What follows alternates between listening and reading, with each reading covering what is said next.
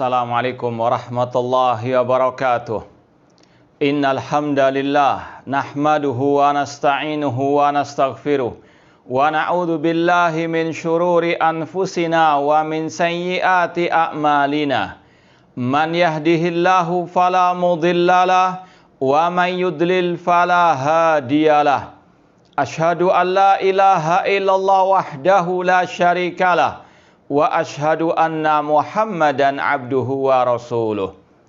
Ya ayyuhalladzina amanu taqullaha haqqa tuqatih wa la tamutunna illa wa antum muslimun. Ya ayyuhan nasu taqu rabbakumul ladzi khalaqakum min nafsin wahidah wa khalaqa minha zawjaha wa batha minhuma rijalan katsiran wa nisaa'a wattaqullaha alladzi tasaaluna bihi wal arham innallaha kana 'alaikum raqibah. Ya ayyuhalladzina amanu taqullaha wa qulu qawlan sadida yuslih lakum a'malakum wa yaghfir lakum dhunubakum wa may yuti'illaha wa rasulahu faqad faza fawzan 'azima. Amma ba'd, fa inna asdaqal hadithi kitabullah wa khairal hadi hadyu Muhammadin sallallahu alaihi wasallam wa syarrul umuri muhdatsatuha wa kullu muhdatsatin bid'ah wa kullu bid'atin dhalalah wa kullu dhalalatin finnar.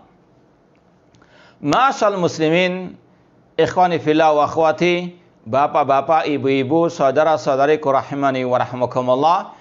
Alhamdulillah, segala puji bagi Allah Subhanahu wa taala yang mempertemukan kita kembali dalam kajian kitab Al-Ibana As-Sughra oleh Al-Imam Ibnu Battah Al-Ukbari dengan tahqiq Asy-Syaikh Al-Allamah Al-Muhaddits Ali bin Hasan Al-Halabi Al-Athari rahimahumullahu taala.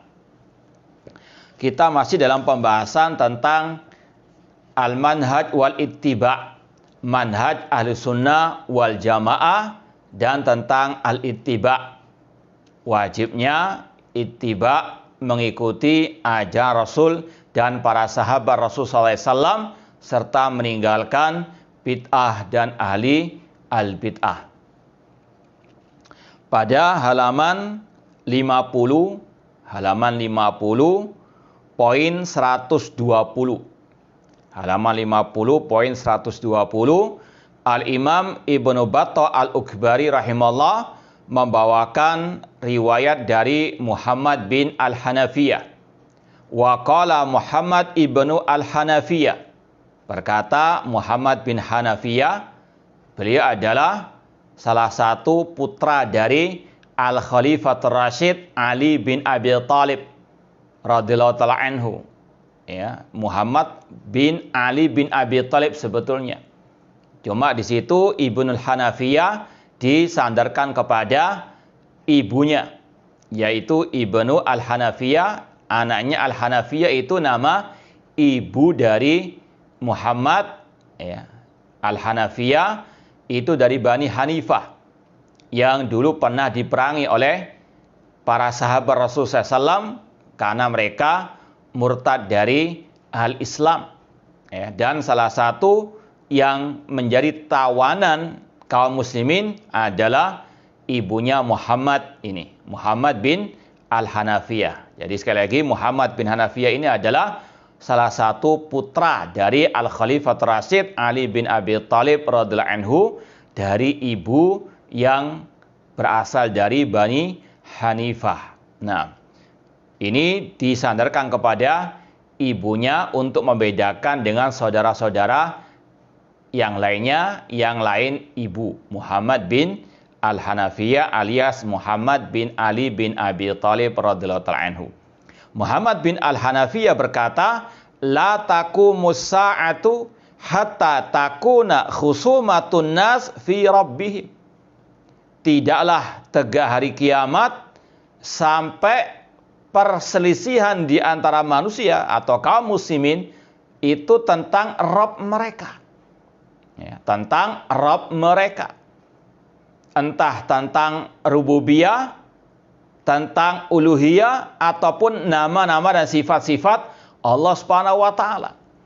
Ya, kaum muslimin mereka berbeda, berselisih bukan dalam masalah furu' saja, bukan dalam masalah fikih saja, bahkan dalam masalah tauhid yang merupakan rukun al-Islam, merupakan rukun al-iman yang pertama. Ya. Ini musibah yang sangat besar yang menimpa kaum muslimin, al-musibah fid din. Ya. Kalau diperhatikan bagaimana kaum muslimin tidak satu akidah, tidak satu at-tauhid, tidak satu al-iman. Perbedaan mereka bahkan dalam masalah ya rukun iman yang pertama, al-iman billah. Ya, kalau kita perhatikan bagaimana di antara kaum muslimin masih banyak yang menyekutukan Allah dalam masalah tauhid ar-rububiyah. Ya. Di antaranya meyakini bahwasanya ada selain Allah yang mengatur alam semesta. Ya. Kalau sekelompok kaum tasawuf yang ekstrim, mereka meyakini wali-wali Allah yang mereka namakan dengan al-aqtab, al-abdal, ya, dan sebagainya, itu memiliki andil dalam mengatur alam semesta ini. Naudzubillahi min dzalik.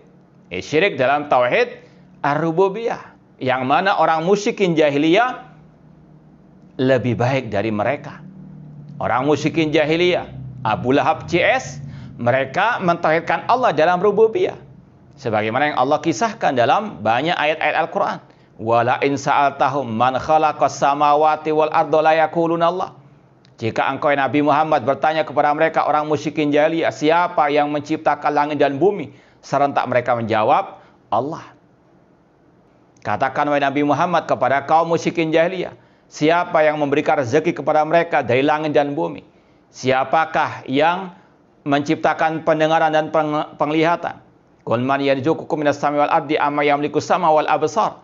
Siapa yang menciptakan langit dan bumi? Atau siapa yang menciptakan pendengaran dan penglihatan? Siapa yang mengeluarkan yang hidup dari yang mati? Mengeluarkan yang mati dari yang hidup? Siapa yang mengatur alam semesta ini? Fasayaqulunallah. Orang musyrik menjawab Allah. Ya, namun ada di antara kaum muslim yang meyakini ada yang mengatur alam semesta selain Allah. Ya. Demikian pula dalam tauhid al-uluhiyah.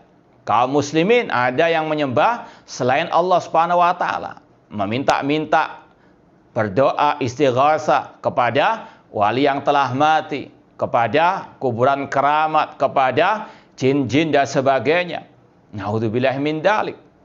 Dan itu yang Rasul pernah peringatkan kaum muslimin darinya. Rasul mengatakan la taqumus sa'atu hatta talhaqa qabail min ummati bil musyrikin hatta talhaqa qabail min ummati bil authan. Kata Rasulullah SAW, tidak akan tegak hari kiamat sampai kabilah-kabilah dari kaum muslimin mengikuti jejak orang-orang al-musyrikin. Dan kabilah-kabilah dari umatku, kaum muslimin, menyembah berhala. Laqad shadaqa Rasul sallallahu alaihi wasallam. Sungguh benar sabda Rasul sallallahu alaihi wasallam. Dan itu terjadi. Di tengah-tengah kaum muslimin masih banyak yang menyembah kepada selain Allah Subhanahu wa taala. Ya. Demikian pula dalam tauhid asma wa sifat, kaum muslimin juga berbeda-beda. Ya. Ada yang menolak nama dan sifat Allah, yaitu kelompok Al-Jahmiyah. Ada yang menolak sifat-sifat Allah, menetapkan hanya nama-nama Allah, yaitu kelompok Al-Mu'tazilah. Ada pula kelompok Asy'ariyah yang menetapkan 7 sifat saja. Ya. Naudzubillah min dzalik. Ini sekali lagi perbedaan di tengah kaum muslimin bukan hanya dalam masalah al-furu', namun dalam masalah al-aqidah, dalam masalah at-tauhid. Ya, makanya dakwah tauhid harus terus didengungkan, harus terus diprioritaskan. Karena inilah realita yang ada di tengah-tengah kaum muslimin. Ya, maka sungguh benar ucapan Muhammad bin Al-Hanafiyah, la taqumus sa'a, tidak akan tegak hari kiamat sampai perselisihan, perbedaan di antara manusia kaum muslimin itu tentang Rabb mereka, tentang Allah Subhanahu wa taala. Bahkan yang dahulunya di zaman para sahabat itu sesuatu yang sangat amat gamblang, yang sangat amat dipahami. namun sekarang menjadi sesuatu yang langka. Tentang masalah di mana Allah. Ya, dalam Sahih Muslim, Rasulullah SAW bertanya kepada budak perempuan, Aina Allah, sang budak yang hidup jauh dari majelis al-ilm, yang hidup di gurun pasir mengembala kambing. Namun ketika ditanya di mana Allah, dia menjawab dengan jawaban yang benar. Fis sama, dia mengatakan Allah di atas langit. Rasul pun membenarkan seraya mengatakan a'tikha fa innaha mu'minah, merdekakan dia karena dia seorang budak yang mukminah. Ya. Ini budak yang kata para ulama termasuk orang-orang awam, jauh dari pendidikan yang mumpuni sebetulnya. Ya, tidak punya gelar doktor, bahkan SD pun mungkin belum tamat.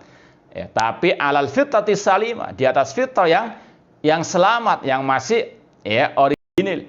Ya, tidak dikotori dengan kotoran-kotoran ilmu kalam, filsafat dan sebagainya. Ya, maka dia pun menjawab dengan benar, dengan berdasarkan fitrah as-salimah Allahu fis sama, dan Rasul membenarkan. Ya, namun sekarang banyak kaum muslimin yang tidak memahami jawaban tersebut. Kalau ditanya di mana Allah, ada yang marah, tidak boleh bertanya tentang di mana Allah. Ini Rasul yang menanyakan, yang mengamalkan. Kita hanya ittiba. Ya. Itulah mereka-mereka ngementeri Rasul sallallahu alaihi wasallam. Ataupun ada yang menjawab, Allah tidak di ruang, tidak di waktu. Ya. Naudzubillah min dzalik. Jawaban mencela-mencela. Demikian pula ada yang mengatakan Allah di mana-mana. Ada yang mengatakan Allah di jasad para wali-walinya. Naudzubillah min dzalik. Ini sekali lagi kata Muhammad bin Al-Hanafiyah, tidak akan tegak hari kiamat sampai perbedaan di antara manusia, perselisihan dalam manusia tentang Rabb mereka. Baik masalah rububiyah, uluhiyah, ataupun tentang asma wa sifat. Ya. Maka dakwah salafiyah terus akan memprioritaskan dakwah kepada at-tauhid, terutama tauhid al-uluhiyah. Meskipun ada sebagian oknum-oknum yang mengaku dai ahli sunnah, mereka sudah menyimpang dalam masalah ini. Mencelah orang-orang yang memprioritaskan dakwah kepada at-tauhid, ataupun mencela-mencela. Dulunya tegas keras masalah prioritas dakwah itu dengan tauhid. Namun sekarang mulai menyusupkan, menyisipkan dakwah harokiyah, persatuan dan persatuan. Nggak usah mendakwahkan tauhid terlebih dahulu. Naudzubillah min dzalik. Bahkan menuduh yang mendakwahkan tauhid seperti khawarij. Naudzubillah min dzalik. Ini sekali lagi adalah bentuk krisis akidah wal manhaj yang menimpa sebagian dai-dai yang menisbatkan diri kepada dakwah as-salafiyah. Harus ditasfiyah, harus dibantah, harus diluruskan. Nah, poin yang ke-121, wa qala Abdullah ibnu Amr ibn al-As radhiyallahu ta'ala anhu. Abdullah bin Amr bin As radhiyallahu anhu mengatakan, yushiku antadhara syayatinu mimma awthaqa Sulaiman ibnu Dawud alaihissalam yaftinunan nasa. Berkata seorang sahabat Rasulullah SAW, yaitu Abdullah bin Amr bin As radhiyallahu anhu, hampir-hampir setan-setan, baik dari kalangan jin maupun manusia, itu muncul yang dahulunya telah dibelenggu oleh Sulaiman bin Dawud alaihissalam. Mereka yaftinunan nas, membuat fitnah di tengah-tengah manusia. Terutama fitnah asyubuhat, terutama menyeru manusia kepada kesyirikan, kesesatan, pemikiran-pemikiran yang menyimpang. Naudzubillahi min dzalik. Dan ini yang harus diwaspadai. Munculnya kesesatan, munculnya kebid'ahan yang dibawa oleh setan-setan dari kalangan jin dan manusia, yang mana mereka telah menyimpang dari ajaran Rasul dan para sahabat Ar-Rasul sallallahu alaihi wasallam. Sebagaimana Allah berfirman, wa kadzalika ja'alna likulli nabiyyin aduwan syayatinal insi wal jinni yuhi ba'dhum ila ba'din zukhrufal qawli ghurura. Demikianlah kami jadikan setiap nabi musuh-musuh dari kalangan setan, jin dan manusia, yang sebagian mereka membisikkan ucapan-ucapan yang indah untuk menipu, menyesatkan manusia. Dan ini yang tegaskan oleh seorang sahabat Islam yang bernama Abdullah bin Amr bin As radhiyallahu ta'ala anhu.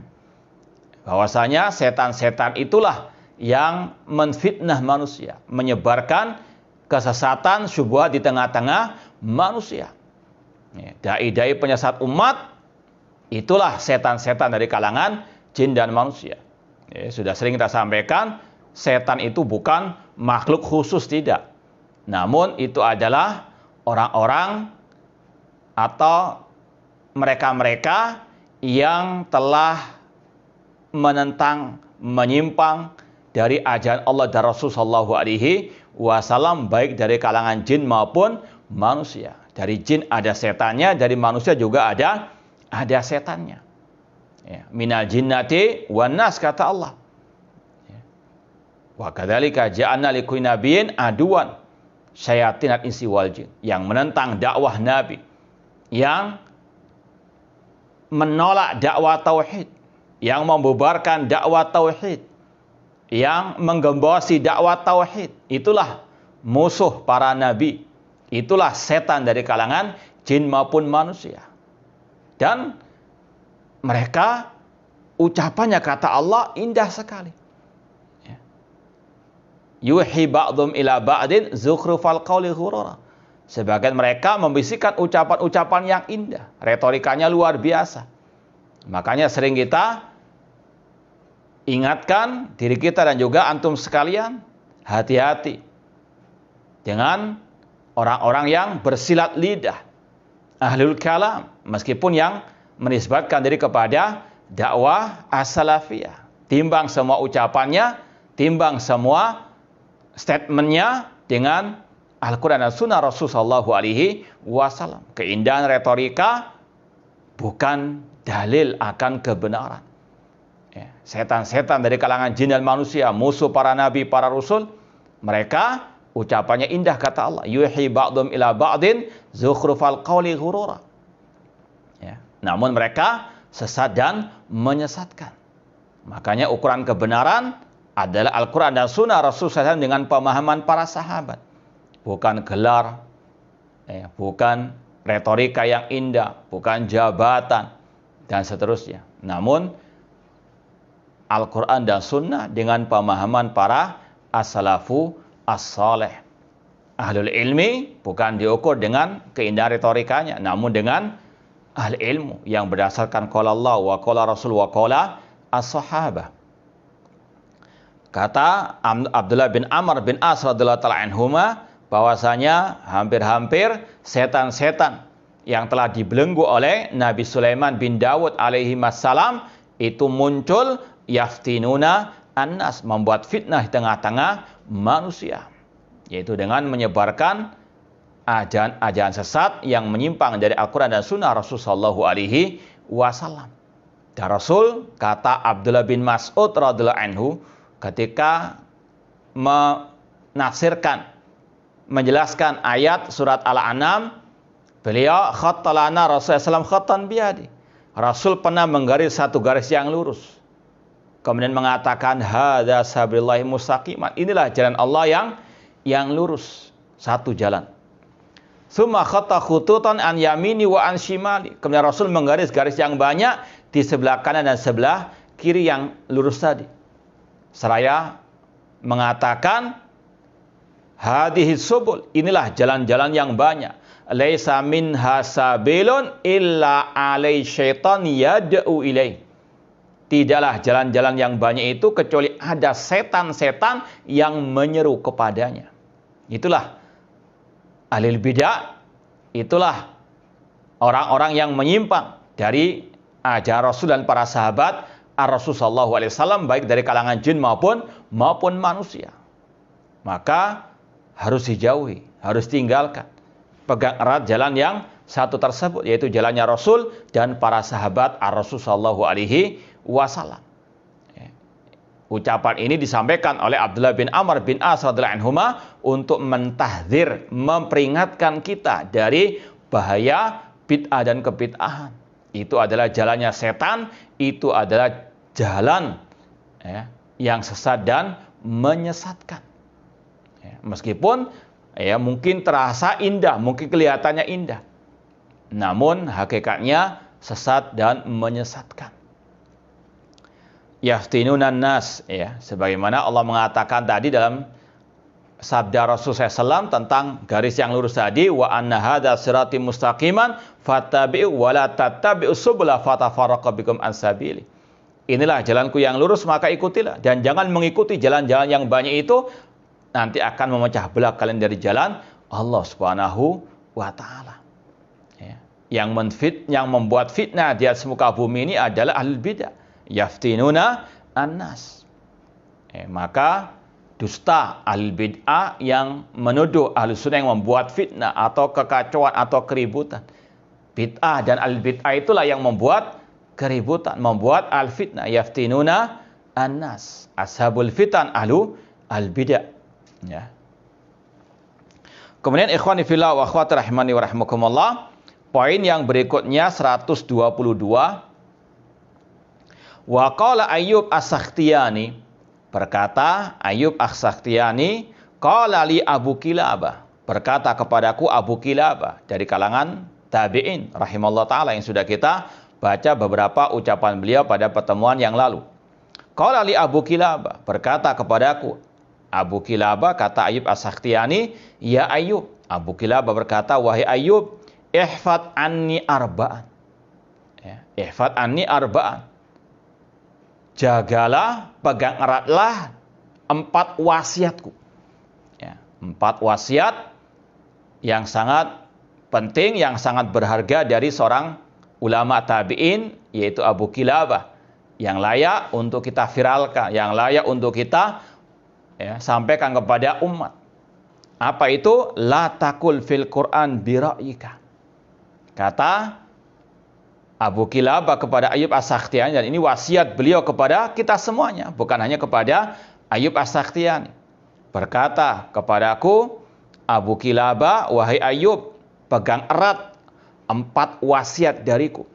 Yang ini wasiat berdasarkan tentunya Al-Quran dan Sunnah Rasulullah SAW dengan pemahaman para sahabat. Apa 4 wasiat itu? Kata beliau, la takul fil Quran bira'yik. Jangan engkau berkata tentang Al-Quran dengan akalmu semata. Jangan mengotak-atik ayat Al-Quran dengan akal pikiran Anda semata. Ini adalah wasiat yang harus terus kita ingat. Terutama yang mengaku sebagai dai salafi. Jangan mentafsirkan Al-Quran seenaknya. Lihat tafsir para al-ulama. Wala takfu ma laysa laka bi'ilmun inna sam'a wal basar wal fu'ada kullu laka kana anu mas'ula. Jangan engkau mengikuti, mengatakan apa yang engkau tidak memiliki pengetahuan tentangnya. Sesungguhnya pendengaran, penglihatan, dan hati akan diminta pertanggungjawaban oleh Allah Subhanahu wa taala. Wa man adlamu mimman iftara 'alallahi kadhiba. Siapakah yang lebih berdusta daripada siapakah yang lebih zalim daripada orang yang berdusta atas nama Allah Subhanahu wa taala. Al-Qur'an kalamullah. Kalau kita mentafsirkan asal-asalan, itu kita berdusta atas nama Allah Subhanahu wa taala, dan itu sangat berbahaya. Dan itu termasuk khutuwatis syaitan, langkah-langkah syaitan. Sebagaimana kata Allah, salah satu langkah syaitan adalah wa antakulu 'alallahi ma la ta'lamun. Engkau berkata tentang Allah, tentang firman-Nya yang engkau tidak memiliki pengetahuan tentangnya. Naudzubillahi min dzalik. Makanya sudah kita lewati ucapan Al-Khalifatur Rasyid Abu Bakar As-Siddiq radhiyallahu anhu, manusia terbaik setelah Ar-Rasul sallallahu alaihi wasallam, di antara umat ini. Beliau mengatakan, ayu sama'in tudhilluni wa ayu ardin tukilluni idza qultu fi kitabillahi ma la a'lamu langit mana yang akan menaungiku, bumi mana yang akan menjadi pijakanku kalau aku berkata tentang Al-Quran, tentang kalam Allah yang tidak aku ketahui. Ini Abu Bakar As-Siddiq takut untuk berkata atau mentafsirkan Al-Quran tanpa ilmu. Ya. Apalagi kita harus lebih takut. Jangan sembarangan. Dan sudah kita sampaikan bagaimana metode mentafsirkan Al-Quran yang benar menurut Ahlussunnah wal Jamaah. Ya, seperti yang kita pernah nukilkan dari muqaddimah tafsir Ibnu Katsir, ya, atau dari ucapan Al-Imam Ibnu Katsir rahimahullah ta'ala di muqaddimah tafsir beliau. Ya, metode Ahlussunnah dalam mentafsirkan Al-Quran yaitu ayat ditafsirkan dengan ayat. Ayat ditafsirkan dengan hadis yang sahih. Ayat ditafsirkan dengan ucapan para sahabat. Kalau tidak ada ucapan sahabat ditafsirkan dengan ucapan at-tabi'in. Ya, atau ucapan tabi'u at-tabi'in. Bukan diotak-atik dengan hawa nafsu atau akal kita semata. Maka hati-hati dengan tafsir ahli bidah. Ya, maka harus selektif juga mencari kitab-kitab tafsir. Ya. Misalnya pilih tafsir Ibnu Katsir misalnya, ya, atau tafsir Syekh Abdurrahman As-Sa'di, ya, dan yang lainnya yang di atas akidah dan manhaj yang benar. Ya, jangan pilih misalnya tafsir Dilalil Quran karangan Said Qutb yang banyak ditahdzir oleh para ahli ulama. Ya, bahkan di tafsir surat Al-Ikhlas seperti yang kita sampaikan ada akidah wahdatul wujud manunggaling kaula Gusti. Naudzubillah min dzalik di tafsir Dilalil Quran. Maka sekali lagi hati-hati. Ya, cari tafsir yang benar. Kata beliau, la taqul fil Quran bi ra'yik. Jangan berkata tentang Al-Quran, tentang ayat Al-Quran. Jangan mentafsirkan ayat Al-Quran dengan akal semata. Harus betul-betul dengan metode yang benar tadi. Ya. Makanya kesesatan kelompok-kelompok sesat itu atau orang-orang yang sesat itu salah satu sumbernya salah mentafsirkan Al-Quran. Ya. Sebagaimana kata Al-Imam Ibnu Abil Is Al-Hanafi rahimahullah ta'ala. Beliau mengatakan, bal su'ul fahmi anillahi wa rasuli man sya'u kulli bid'atin wa dhalalatin fi hadil ummah. Bahkan salah memahami, salah mentafsirkan Al-Quran atau salah mentafsirkan hadis Rasulullah SAW itu sumber kesesatan dan kebid'ahan di tengah umat ini.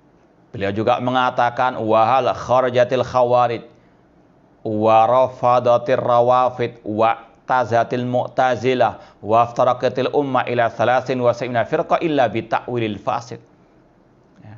Tidaklah kelompok khawarij itu memberontak, tidaklah kelompok Syiah Rafidah menolak kekhalifahan Abu Bakar wa Umar, tidaklah kelompok Mu'tazilah itu mereka menyimpang, tidaklah umat Islam terpecah menjadi 73 kelompok kecuali sebab utamanya at-ta'wil al-fasid. Salah mentafsirkan. Mentafsirkan ayat Al-Quran, salah mentafsirkan hadis Rasulullah SAW. Makanya Ahlussunnah wal Jamaah ad-da'wah salafiyah senantiasa menyeru kepada pemahaman para sahabat Rasulullah SAW. Wala taqul fil Quran bi ra'yik. Jangan engkau berkata tentang Al-Quran dengan akalmu semata. Ya. Kalau kita lihat, perhatikan kelompok-kelompok sesat, bahkan lebih parah dari itu, mereka tidak mau Al-Quran dan Sunnah Rasulullah SAW. Bahkan mentahdzir manusia, hati-hati dengan dai-dai yang suka membawakan ayat dan hadis. Naudzubillah min dzalik. Ayat dan hadis ditahdzir. Ya. Tidak mau dengan ayat, tidak mau dengan hadis, maunya ucapan tokoh-tokoh mereka, ucapan kelompok-kelompok liberal atau orang-orang kafir dan seterusnya. Ya. Kita sekali lagi senantiasa menyerukan kaum muslimin untuk kembali kepada Al-Quran dan hadis yang sahih dengan pemahaman para salafus saleh, para sahabat tabi'in dan tabi'u at-tabi'in. Ya.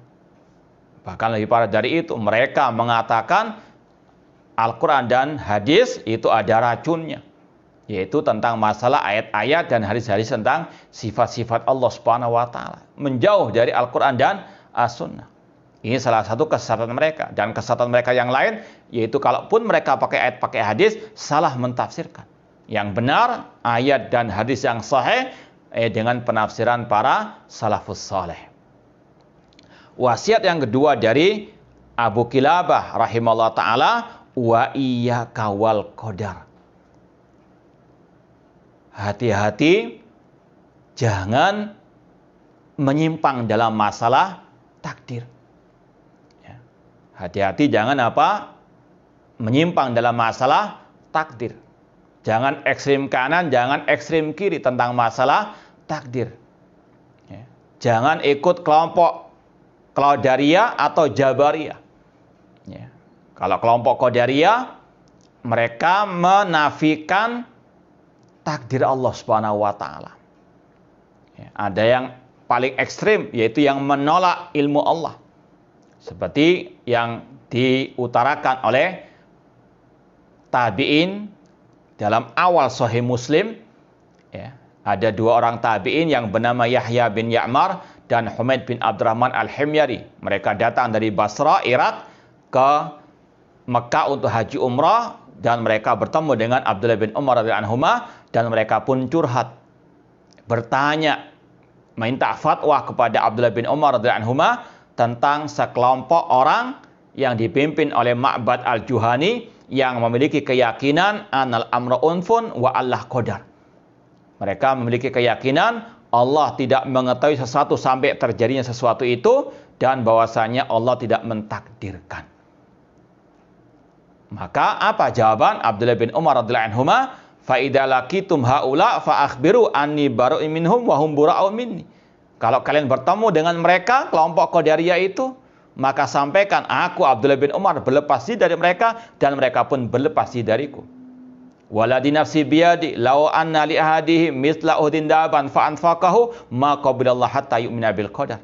Demi Allah yang jiwaku ada di tangannya, seandainya salah seorang di antara mereka memiliki satu gunung Uhud emas lalu diinfakkan, tidak akan Allah terima sampai dia beriman kepada takdir. Ini kelompok Qadariyah yang paling ekstrim, yang dikeluarkan dari Islam oleh Abdullah bin Umar radhiyallahu anhu.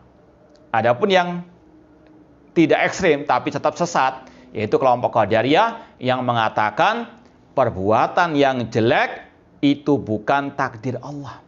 Ini kelompok Al-Qadariyah menafikan takdir Allah Subhanahu wa taala. Ini kelompok yang ekstrim dalam menolak takdir Allah.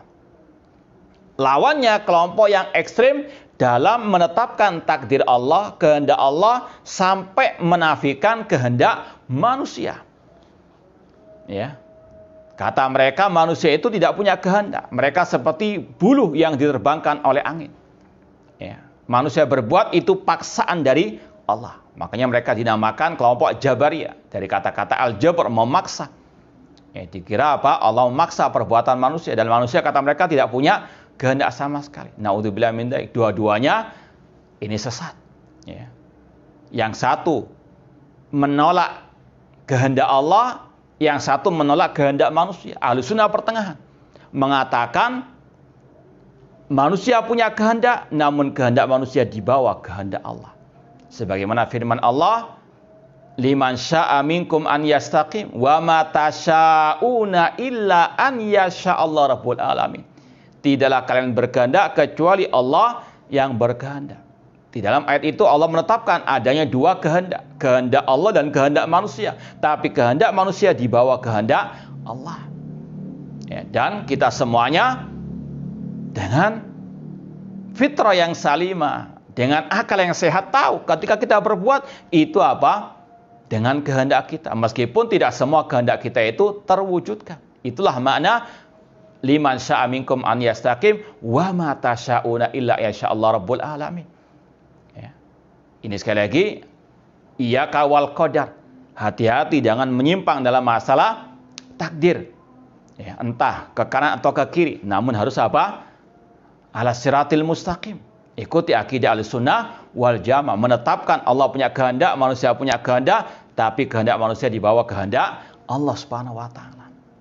Ya. Atau juga makna iyyaka wal qadar, jangan berbicara tentang takdir dengan kejahilan. Rasul mengatakan idza dzukral qadar fa'amsiku. Jika disebut masalah takdir, hati-hati. Ya. Jangan bertanya tentang 5. Kalau masalah takdir jangan bertanya masalah 5. Mengapa Allah mentakdirkan demikian dan demikian? La yus'alu amma yaf'alu wa hum yus'alun. Allah tidak ditanya kenapa Allah berbuat demikian. Dalam masalah bab takdir tidak boleh bertanya tentang kenapa dan mengapa. Karena kata Imam At-Tahawi rahimahullah, al-qadar sirrullah ta'ala fi khalqihi. Takdir itu adalah rahasia ilahi. Tidak ada yang tahu, baik malaikat yang dekat dengan Allah atau Rasul yang diutus oleh Allah Subhanahu wa taala. Kemudian kata Imam At-Tahawi wa ta'ammuq wa nadhar fi dzalik dzari'atul khidlan wa sulamul hirman wa daratut tughyan. Mendalam-dalami masa takdir tentunya tanpa ilmu, tanpa dalil, itu adalah jembatan tangga menuju kepada kesesatan. Ya. Intinya sekali lagi iyyaka wal qadar. Demikian pula jangan menyalahgunakan takdir, atau berhujah dengan takdir. Sebagaimana orang-orang musyrikin, mereka sebagaimana kata Allah, sayaqulul ladina asyraku law sya'allahu ma asyrakna wala abauna wala haramna min syai'. Orang-orang musyrikin akan mengatakan, seandainya Allah berkehendak, kami tidak berbuat kesyirikan. Law sya'allahu ma asyrakna. Seandainya Allah berkehendak, kami tidak akan berbuat kesyirikan. Dan kami tidak akan mengharamkan sesuatu apapun. Ini berhujah dengan takdir dalam masalah kesyirikan atau kebid'ahan atau dalam kedzaliman atau kemaksiatan. Ya. Sebagaimana kisah yang masyhur dari zaman Al-Khalifah Rasyid Umar bin Khattab radhiyallahu anhu. Ketika ada seorang pencuri yang mau dipotong tangannya, seorang pencuri mengatakan, pelan-pelan wahai Amirul Mukminin, aku tidak mencuri kecuali dengan takdir Allah. Maka kata Al-Khalifah Rasyid Umar bin Khattab, demikian pula aku potong tanganmu dengan takdir Allah Subhanahu wa taala. Ini orang-orang yang menyalahgunakan istilah al-iman bil qadar. Dan ini juga ada sekelompok orang yang mirip dengan kisah pencuri tadi. Ada orang-orang yang zalim ketika mendolimi orang lain, dia mengatakan orang ini nggak sabar, orang ini yang didolimi katanya tidak beriman kepada takdir. Naudzubillah min dzalik. Ini kalau kita contohkan seperti orang yang mencuri, seorang pencuri, dia berhasil mencuri. Kemudian yang mencuri ini mentahdzir, hati-hati kepada masyarakat, hati-hati orang ini pencuri. Kemudian yang mencuri tadi mengatakan, inti ini nggak sabar. Itu musibah ente dicuri harta ente. Ente harus sabar, iman kepada takdir. Apakah bisa dibenarkan ucapan pencuri tadi? Coba kalau pencuri itu ditempeleng, kemudian dipotong tangannya seperti Umar bin Khattab tadi. Sekali lagi masalah potong tangan ini hak pemimpin kaum muslimin. Saat ini dipotong, tidak boleh dia berkeluh kesah, karena itu takdir Allah Subhanahu wa taala. Itu ada orang-orang yang menyalahgunakan al-qada wal qadar. Ini orang-orang yang tahu dia itu zalim, untuk menutupi kedzalimannya, kebusukan kedzalimannya, dia bertameng kepada masalah takdir tadi. Yang dizalimi disuruh untuk diam, tidak boleh melawan, dengan alasan beriman kepada takdir. Coba orang itu kalau ditempeleng, kalau dia marah, kita katakan ini sudah takdir. Nah, itulah sekali lagi kelakuan orang-orang yang menyimpang dalam masalah takdir dengan berbagai macam penyimpangannya. Kata Abu Kilabah, wa iyyaka wal qadar. Hati-hati, jangan menyimpang dalam masalah takdir, jangan menyalahgunakan takdir. Kemudian yang ketiga, wasiat beliau, wa idza dzukira ashabu Rasul sallallahu alaihi wasallam fa'amsik. Apabila disebut tentang para sahabat Rasul sallallahu alaihi wasallam, maka hati-hatilah. Jangan mencaci maki para sahabat Rasulullah SAW. Jangan dengki, jangan membenci para sahabat Rasulullah SAW. Jaga lisan. Ya, sebagaimana kata Syekhul Islam Ibnu Taimiyah rahimahullah, bila mengatakan wa min usuli ahli sunnati wal jamaah salamatu qulubihim wa alsinatihim li ashabi Rasul sallallahu alaihi wasallam. Di antara prinsip ahli sunnah wal jamaah menjaga lisan dan hati terhadap para sahabat Rasul sallallahu alaihi wasallam. Sebagaimana Allah berfirman, walladzina ja'u min ba'dihim yaquluna rabbana ighfir lana wal ikhwanina alladzina sabaquna bil iman wa la taj'al fi qulubina ghillan lil ladzina amanu rabbana innaka ra'ufur rahim. Dan orang-orang yang datang setelah para sahabat, mereka berkata, ya Allah, Rabb kami, ampunilah dosa kami dan saudara-saudara kami yang mendahului kami dengan keimanan. Di antaranya para sahabat Rasulullah SAW. Dan jangan engkau jadikan dalam hati kami kedengkian terhadap mereka. Menjaga lisan, tidak mencaci maki, bahkan mendoakan para sahabat dengan kebaikan. Dan menjaga menjaga lisan dari mencaci maki, menjaga hati dari iri dan dengki. Dan itulah akidah Ahlussunnah wal Jamaah terhadap para sahabat Ar-Rasul sallallahu alaihi wasallam. Ya, sebagaimana kata Imam At-Tahawi juga, kata beliau, kita wajib mencintai semua para sahabat Rasulullah SAW, namun kita tidak boleh berlebihan dalam mencintai mereka. Tidak boleh berlebihan dalam mencintai para sahabat Rasulullah SAW. Ya, namun kata beliau, tidak boleh kita mencaci maki mereka. Bahkan wa nubghidu man yubghiduhum. Bahkan kita wajib membenci orang-orang yang membenci para sahabat Rasulullah SAW. Dan yang mencaci maki para sahabat kita benci kepada mereka, bukan malah ngefan kepada mereka, bahkan bukan tokohkan mereka. Naudzubillah min dzalik. Membenci para sahabat Rasul SAW. Ya, karena Rasul mengatakan la tasubbu ashabi, jangan mencaci maki para sahabatku. Man sabba ashabi fa alaihi la'natullah wal malaikati wan nasi ajma'in. Barang siapa mencaci maki para sahabatku, baginya laknat Allah, laknat para malaikat dan semua manusia. Naudzubillah min dzalik. Ya. Kemudian poin yang keempat, dan ini yang paling inti dalam pembahasan kita, yaitu kata beliau, wala tumakkin ashabal ahwa min sam'ika fayunfidu fihi masya'u. Jangan engkau memberikan kesempatan kepada ahli ahwa, ya, untuk memberikan kajian, ceramah atau yang lainnya. Jangan engkau dengarkan sedikit pun, ya, ceramah, kajian ahli al-ahwa, ahli bid'ah, karena mereka akan bisa meracuni kalian sesuai dengan apa yang mereka kehendaki. Ini wasiat Abu Qilabah agar kita menjauh dari majelis ilmunya ahli al-bid'ah. Ya, tahdzir salaf dari bermajelis dengan ahli al-bid'ah. Bukan malah duduk bermajelis ilmu dengan mereka, menimba ilmu dari mereka. Karena mereka ahli bid'ah pasti akan meracuni mereka-mereka yang duduk bersama mereka. Dan ini perintah Allah untuk kita menjauh dari majelisnya mereka. Fala taq'udu ma'ahum. Sebagaimana Allah mengatakan, wa qad nazzala 'alaikum fil kitabi an idza sami'tum ayatillah yukfaru bi aw yustahza'u bi fala taq'udu ma'ahum. Bahwasanya telah diturunkan atas kalian di dalam Al-Quran, yaitu apabila ayat-ayat Allah dikufuri, diperolok, maka jangan duduk bersama mereka. Fala taq'udu ma'ahum. Ini yang juga diwasiatkan oleh para ulama as-salaf, di antaranya Abu Qilabah, wala tumakin ashabal ahwa min sam'ika. Jangan engkau dengarkan ucapan, ceramahnya, atau jangan engkau baca tulisannya ahli ahwa, ahli bid'ah, entah di dunia nyata atau di dunia maya, karena mereka pasti akan bisa meracuni kalian. Naudzubillah min dzalik.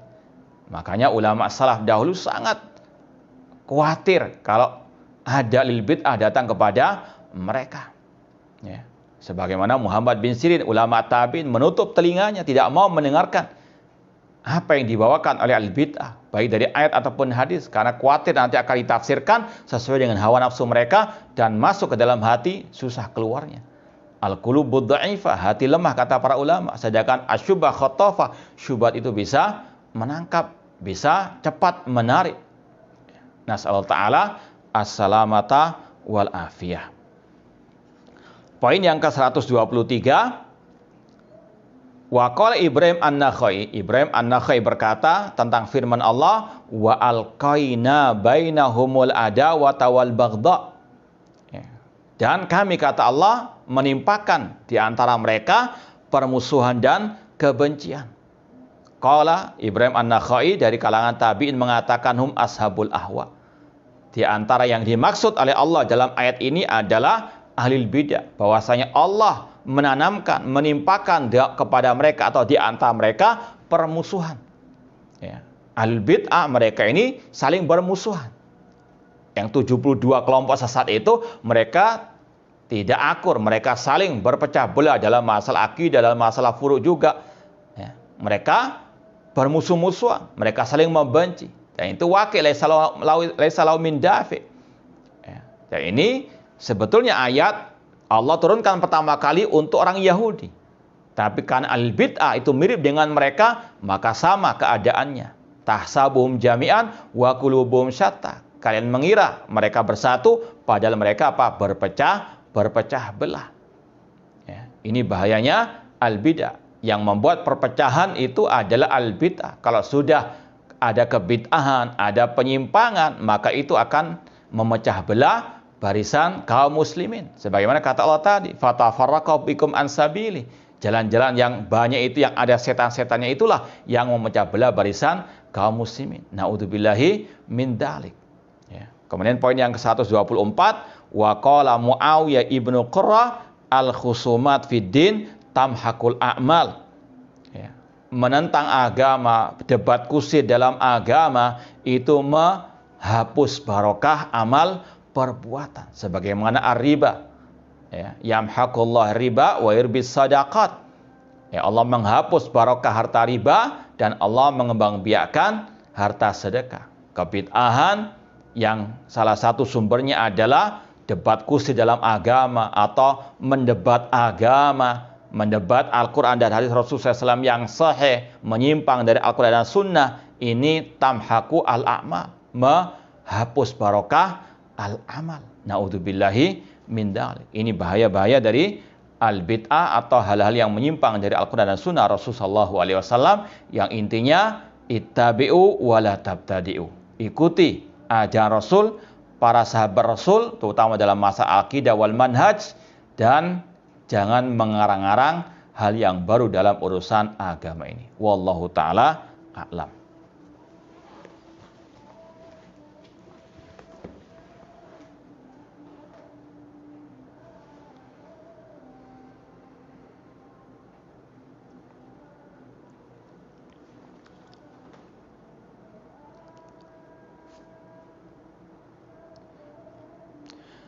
Ini ada pertanyaan yang pertama, Syekh Ali bin Hasan Al-Halabi rahimahullah berkata, berapa banyak para doktor tidak mendapatkan dari gelarnya tersebut melainkan separuh namanya saja. Ya, doktor kiranya berkenan menjelaskan hal ini. Ini salah satu yang kita sampaikan tadi, ukuran kebenaran bukan gelar akademik. Ya. Meskipun ini bukan gebiauya istilah orang Jawa.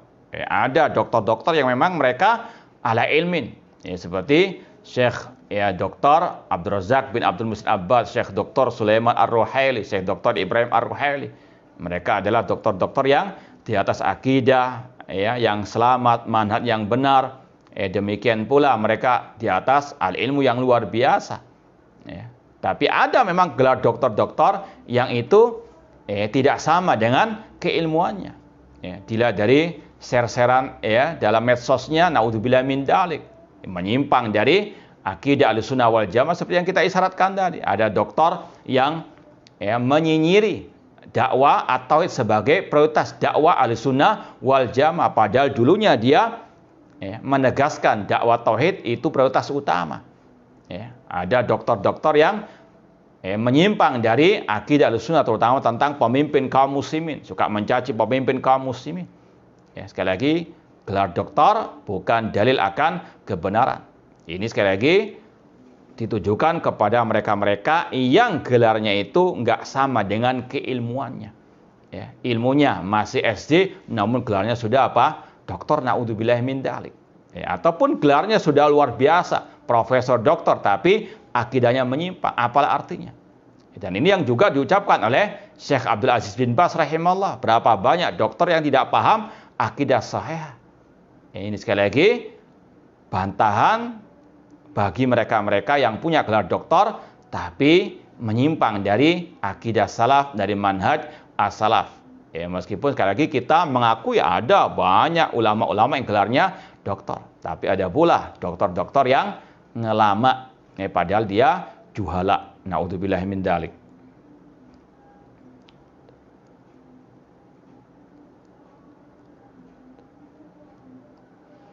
Bagaimana kalau ada dai yang menganjurkan untuk mengusir orang-orang yang berdakwah dengan bertanya di mana Allah, dan menganjurkan untuk merobek brosur dakwah yang memuat akidah berdasarkan pertanyaan di mana Allah? Ini dai yang nggak waras, ya. Ini dai yang jelas-jelas menyimpang dari ajaran ar-Rasul, Rasul yang mencontohkan. Kita hanya ittiba. Ya, hadisnya dalam Sahih Muslim, disahihkan oleh para ulama ahli sunnah wal jamaah. Nah,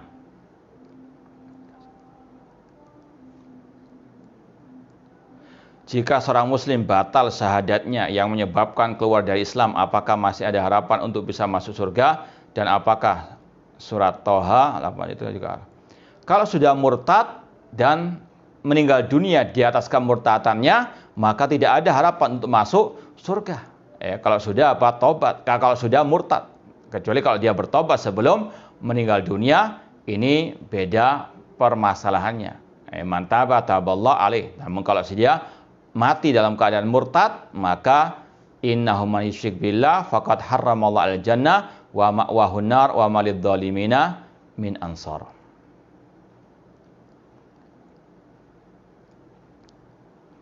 Mohon nasihat untuk memperbanyak amal as-saleh. Rasul mengatakan badiru bil a'mal, bersegeralah kalian untuk banyak beramal yang baik, yang ikhlas, ittiba sunnah. Ya, karena nanti akan muncul berbagai macam bentuk al-fitan. Ya, dan di antara amal yaitu amal qalbiyah, akidah yang sahihah, amal lisan dan amal anggota badan.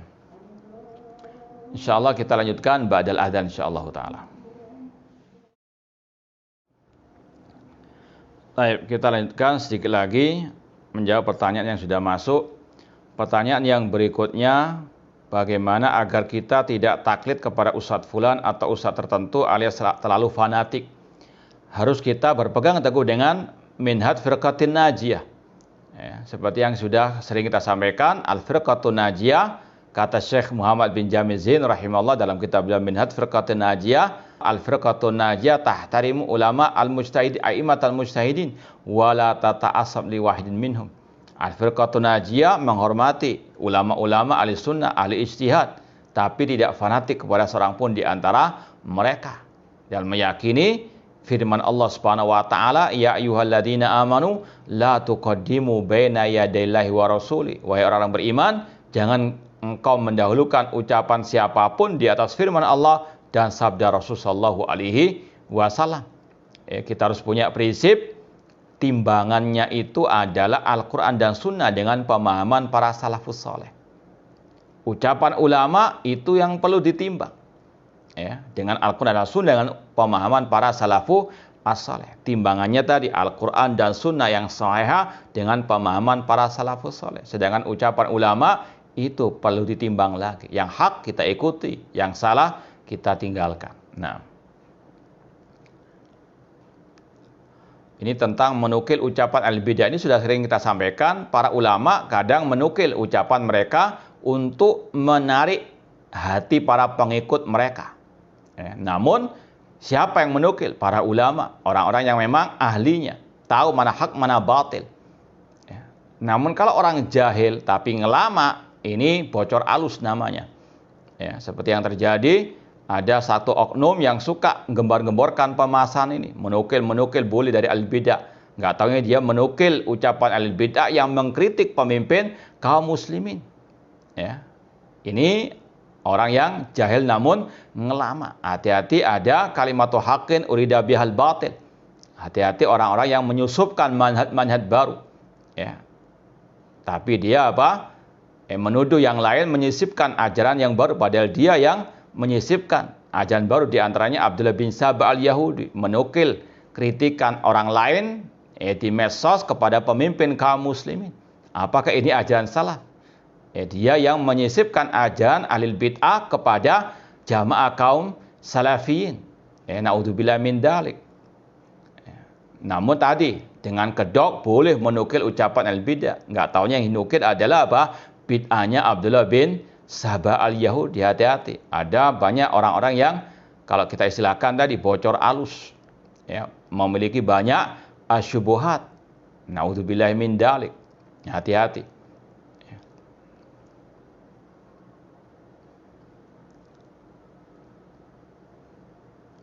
Apa hukumnya seseorang beberapa tahun mencari ilmu dunia di negara kafir, setelah selesai itu dia kembali ke negara kaum muslimin?